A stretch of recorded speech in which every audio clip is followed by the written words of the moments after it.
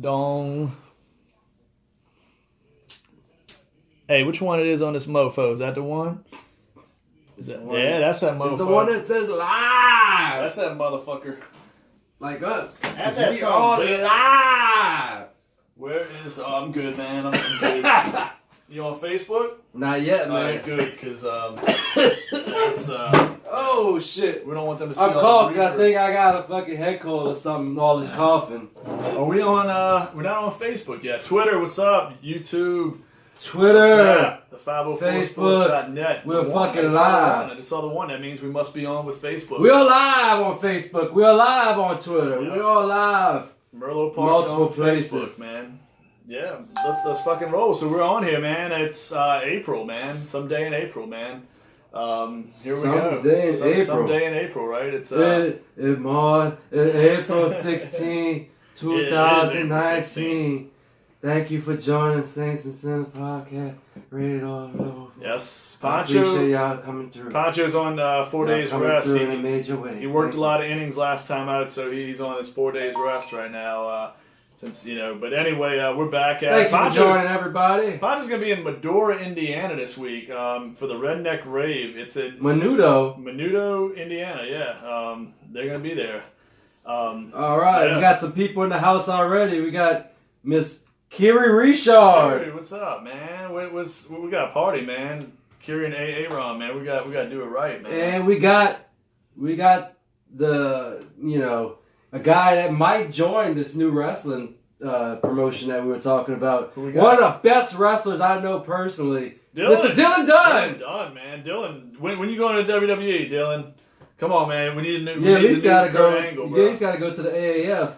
Oh, we got Sticky Icky, my boy. The Sticky Icky. The king They ain't of got boss, nothing to do with man. Sticky Icky. They ain't got nothing to do with putting your hands in sticky places. It's actually, he got Baseball, good man. hands. It's good baseball reference. A man catch everything, man. He got good hands. Speaking of which, man, my everything. boy's trying to close this game out right now. It's 3-0 Cubs in South Florida. Quintana's totally dealing out there right now. But anyway, man, a lot of shit going down. We only did one last week as a French Quarter Festival, man, and since we've been gone, not a lot of shit happened late last week, but this week a lot's going down. Today I guess we could start out the news that broke very early this morning. We were kind of talking about this conflicting reports. What had happened? Russell Wilson has signed to become the highest paid player. There was a lot of controversy in the Super Friends universe. Well, he signed a big contract. He got $65 million up front guaranteed. He's getting $35 million a year. It's a 4-year deal at $35 million per. So that's a hell of a lot of money. He was a lot of people thought he was kind of paving his way to the Giants. His wife is, R&B singer Ciara. There's some connection with her in New York, apparently. What songs does she sing? You would have to ask someone else besides me. I've probably jammed to it. I know the song in my head, but I cannot tell you the title. Maybe somebody on here can. The good thing about the songs today, they all sound the same, so it don't matter who the fuck it is. It probably sounds pretty similar. Like, if you just have a beat, you throw a yeah and a what, you know what I'm saying? You got it, you man. got that fucking everybody sounds auto-tune. like Drake and Lil Wayne. If you know how to use the auto-tune, you fucking in. But Wilson, he's a great quarterback. I mean, top 5 quarterback in the league. Super Bowl winner, multi-time Pro Bowler. Top 5. That's a lot coming from you. That is. I mean, he's developed into that player. He was a game manager to me early on in his career, scrambler, game manager type, but he's developed into a really good quarterback. Definitely a franchise type quarterback. But to me, the Giants were. There was talk the Giants were going to come hard at him with, come hard at the Seahawks with multiple first-round picks. They have 2 picks this year. This is assuming that the Giants front office knows what the fuck they're doing. No, I mean, but this was closer, I think, than what people believed to happen. I mean, I think the Seahawks definitely wanted Wilson, but it seemed for a minute kind of he was pulling like the NFL version of Anthony Davis a little bit. There was a lot of people talking like Honey Badger got involved. Not sure why he matters in this situation, but he was coming out, oh yeah, Wilson wants to play in New York. There's been other rumors circulating as well, and the fact that this deal got done so late, and he put that ultimatum out there. Maybe he was doing it for Ciara. He was sending us some pictures, over the phone, and got our attention. I don't know, man. There's no telling what's going on there, man. But Russell Wilson, great quarterback, signed up for a lot of money. The Seahawks, I like to see how they manage the cap going forward, though, that team, because they seem like they've been cap hell for the past 4 or 5 years now. That defense isn't the same. They have a solid team, but let's be real, they're probably a first-round exit at best. I was having a discussion with somebody a little while ago, and I don't think it's really possible in today's age to win with a Multiple quarterback with making that much money and to surround them with talent. You either have to have a guy on a rookie deal. You have to really have those rookie contracts working. You have to have a quarterback on a rookie deal, which is the best way to go about winning, unless you're Tom Brady and you got the best coach in the league, and you also take that pay cut every year. Yeah, look, Brady does it. I mean, the Saints were Drew Brees just did it. Yeah, I mean. How much did Drew Brees take off of his salary? He saved a considerable amount. I don't know the exact number. I knew it at the time, but he saved a pretty good bit. I mean, it really, the Brees like move, in the $8 million, it's in that ballpark. I mean, that kind of helped open the door for the Jared Cook signing.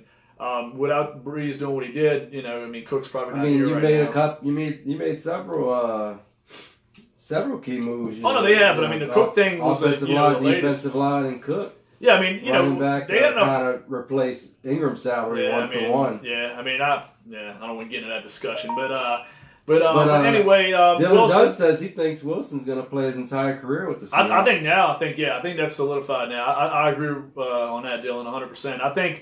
I really did think it was possible, though, man. I mean, New York would have been, let's be real, not a bad destination. I mean, Saquon Barkley might be the best running back in football right now, going to year 2 of his career. Evan Ingram's a young, talented tight end. Shepard and Golden Tate, really solid receiver duo. The offensive line has some talent. I mean, they're headed in a better direction than what they were 3 or 4 years ago.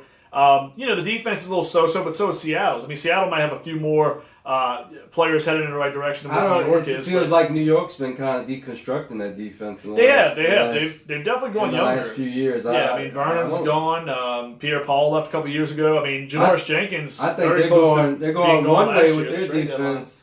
Seattle's, building. They're in a little better direction. They got a few more better athletes. Like, they show up, they make plays. They're still a couple guys away, but they got some guys that are starting to build a little bit of what they had before.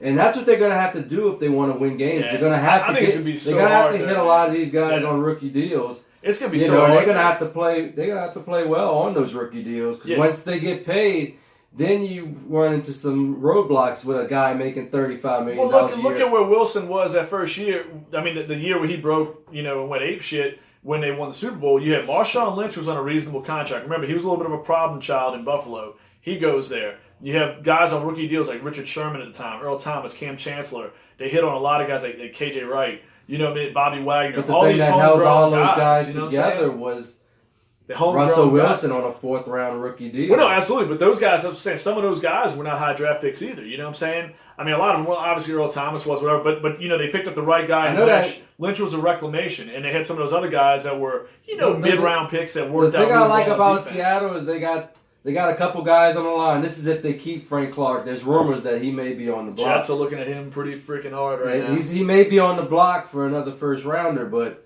what they do have, the guy I like on that team is that Griffin cornerback. Yeah, Griffin's good. I mean, he's a baller, man. He plays hard, man. That dude is on every play. Like, anything in his area, he's going after it. Wagner's still and that's a big piece, especially when you're not getting that guy in the first round. Yeah, to me, the logical pick for them, I think if they could pair him with another guy in that secondary, I mean, if they can get that kind of Legion of Boom effect going again in the secondary, I mean, to me, I wouldn't even be opposed if I was them. Like if Greedy Williams fell, some people think Greedy's going to go anywhere from like 16 to 24 in this draft. I know our boy Chris Knowles with Gumbo Sports dying for him to go to Houston Texans, and rightfully so. But I would be too after I just let my best guy just walk. Well, yeah. I mean, Texans, that would be a great pick for them. I mean, it would make sense if he's on the board and they pass him. I think it'd be pretty silly.